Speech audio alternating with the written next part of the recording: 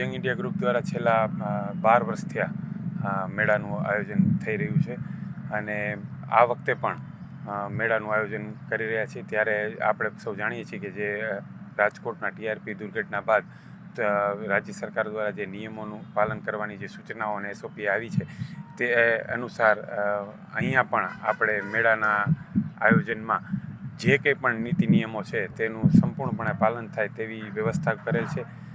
ખાસ કરીને લોકોને અગવડતા ના પડે, કોઈ પણ દુર્ઘટના ન બને તેના માટે સીસીટીવીથી લઈને ફાયર સેફ્ટીના ઇક્વિપમેન્ટથી લઈને જે પણ નોર્મ્સ છે ફાયરના તે પણ અહીંયા પાલન કરવામાં આવી રહ્યું છે.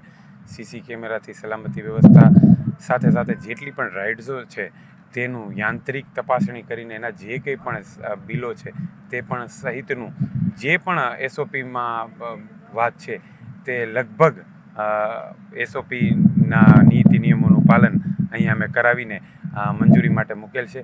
છતાં પણ રાજ્ય સરકાર દ્વારા જે પણ કમિટીની નિયુક્તિ થઈ છે તેના દ્વારા જે કંઈ પણ થોડો વિલંબ થઈ રહ્યો છે અને એના અનુસંધાને ઘણા બધા મેળાના આયોજનમાં જે લોકો સંમેલિત હોય એવા ઘણા બધા પરિવારો પણ આનેથી થોડા ઘણા પ્રભાવિત થવાના છે. કારણ કે તેઓનું મેળામાં આપણે સૌ જાણીએ છીએ કે જનતાને તો આનંદ પ્રમાનંદની માટે આવવાના જ છે અને સાથે સાથે મેળા લાઇનથી સંકળાયેલા ઘણા બધા લોકોને આનાથી પ્રભાવિત થશે.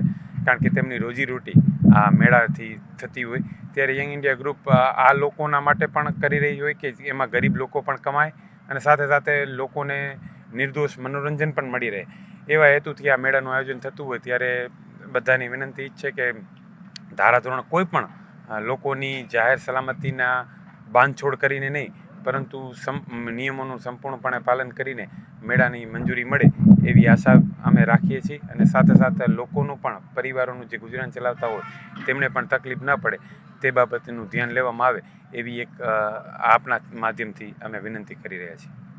हम लोगों का मेला 3 महीने से खड़ा है इधर. सरकार ने जो नियम लगाए हैं उसके वजह से मेला चालू नहीं हो पा रहा है.